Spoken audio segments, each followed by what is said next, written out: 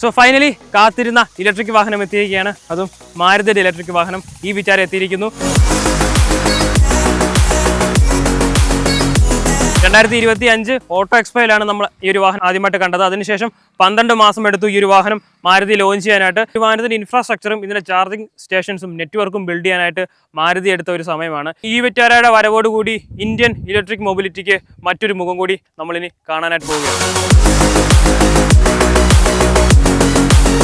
ഈ വിറ്റാര ഒരു made in India product ആണ്. ഇന്ത്യയിലാണ് ഈ ഒരു വാഹനത്തിന്റെ പ്രൊഡക്ഷൻ. ഇന്ത്യയിൽ ലോഞ്ച് ആകുന്നതിന് മുന്നേ തന്നെ മറ്റു മാർക്കറ്റുകളിൽ ഈ ഒരു വാഹനം നമുക്ക് കാണാനായിട്ട് സാധിച്ചിരുന്നു. ആ ഒരു സെയിം ഡിസൈൻ പാറ്റേൺ തന്നെയാണ് ഈ ഒരു വാഹനത്തിൽ മാരുതി കാഴ്ചവെച്ചിരിക്കുന്നത്.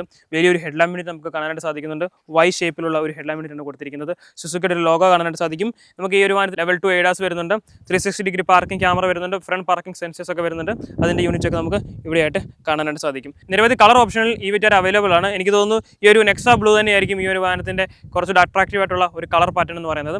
കൂടാതെ സൈഡിലേക്ക് വരുന്ന സമയത്ത് 19 ഇഞ്ച് വലിപ്പമുള്ള ഒരു അലോയ് വീൽ കൊടുത്തിട്ടുണ്ട്. ഈ വീലിലൊക്കെ കാണുന്ന ടൈപ്പ് ഓഫ് ഒരു ഡിസൈൻ പാറ്റേൺ തന്നെയാണ് കൊടുത്തിരിക്കുന്നത്.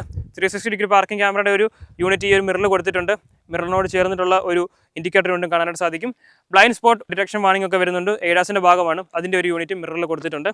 ആൻഡ് ടീം ഭുജ്, നമ്മൾ ടീം ഭുജിൻ്റെ ഭാഗമാണ്. ഈ ഒരു വാഹനം ലോഞ്ച് ആകുന്നതിന് മുന്നേ തന്നെ നമ്മൾ ഈ ഒരു വാഹനത്തിൻ്റെ ഒരു എക്സ്ക്ലൂസീവ് ഡ്രൈവ് മാരുതിയുമായിട്ട് ചേർന്ന് അറ്റൻഡ് ചെയ്യുകയുണ്ടായി. ഉദയ്പൂരിൽ നിന്നും രാജ്കോട്ടിലേക്കുള്ള 2 ദിവസം നീണ്ടു നിൽക്കുന്ന 1000 കിലോമീറ്ററിന് മുകളിൽ ദൈർഘ്യമുള്ള ഒരു ഡ്രൈവ് ആയിരുന്നു. അതിൻ്റെ വിശേഷങ്ങൾ നമ്മൾ പിന്നീട് ഷെയർ ചെയ്യുന്നതായിരിക്കും. സോ ലോഞ്ച് ആകുന്നതിന് മുന്നേ തന്നെ വാഹനം ഓടിക്കാൻ വേണ്ടിയിട്ടുള്ള ഒരു അവസരമായിരുന്നു അത്.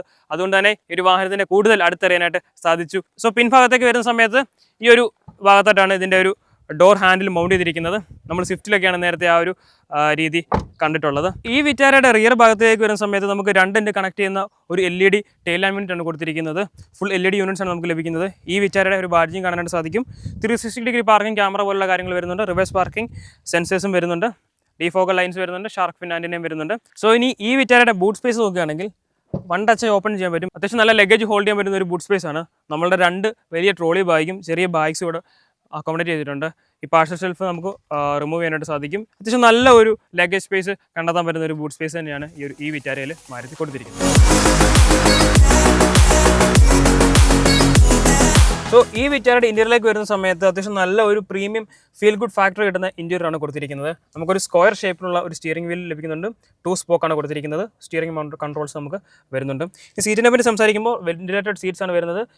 10 രീതിയിൽ ഇലക്ട്രിക്കലി അഡ്ജസ്റ്റ് ചെയ്യാൻ പറ്റുന്ന ഒരു സീറ്റാണ് കൊടുത്തിരിക്കുന്നത്. അതുപോലെ നമുക്കൊരു ആംബ്രസ്റ്റ് വരുന്നുണ്ട്. ഈ ആംബ്രസ്റ്റിലും സീറ്റിലും ഈ ഡാഷ്ബോർഡിലൊക്കെ കൊടുത്തിരിക്കുന്ന ഈ ഒരു ലെതർ എലമെന്റ്, ഒരു കോഫി ബ്രൗൺ എലമെന്റ് ആണ് നമുക്ക് കാണാനായിട്ട് സാധിക്കുന്നത്. അത്യാവശ്യം നല്ലൊരു പ്രീമിയം ഫീൽ നമുക്ക് ലഭിക്കുന്നുണ്ട്. അതിന് ഈ ഒരു വലിയ ഒരു സെൻട്രൽ കൺസോളാണ് നടുവിൽ കൊടുത്തിരിക്കുന്നത്. അതിൽ റോട്ടറി മൗണ്ടഡ് ഇയർ നോബാണ് കൊടുത്തിരിക്കുന്നത്. നമുക്ക് ഡ്രൈവ് മോഡ്സ് വരുന്നുണ്ട്. എക്കോ വോട്ട് എന്നുള്ള ഡ്രൈവ് മോഡ്സ് വരുന്നുണ്ട്. ഇലക്ട്രോണിക് പാർക്കിംഗ് ബ്രേക്ക് വരുന്നുണ്ട്. കപ്പ് ഹോൾഡേഴ്സ് വരുന്നുണ്ട്. EV ആയതുകൊണ്ടാണ് ഇത്രയും വലിയ ഒരു സെൻട്രൽ കൺസോൾ വരുന്നത്. കൂടാതെ അതുകൊണ്ട് തന്നെ നല്ലൊരു സ്റ്റോറേജ് സ്പേസ് നമുക്ക് ലഭിക്കുന്നുണ്ട്. ചാർജിംഗ് പോർട്സ് ഒക്കെ കാണാനായിട്ട് സാധിക്കുന്നുണ്ട്.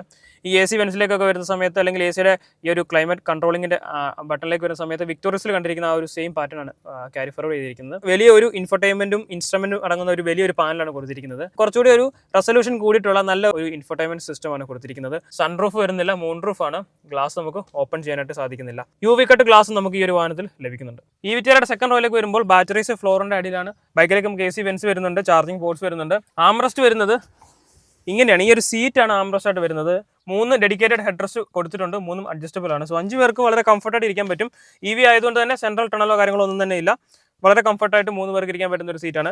ആൻഡ് ഈ ഒരു സീറ്റ് 1 വേ നമുക്ക് ബൈക്കിലേക്ക് റിക്ലൈൻ ചെയ്യാൻ പറ്റും. അതുപോലെ തന്നെ ഫ്രണ്ടിലേക്ക് അഡ്ജസ്റ്റ് ചെയ്യാനായിട്ട് സാധിക്കും. അതുകൊണ്ട് തന്നെ കുറച്ചുകൂടെ നല്ല ഒരു ലെഗ് സ്പേസ് ഈ ഒരു വാഹനത്തിൽ കണ്ടെത്താനായിട്ട് സാധിക്കും.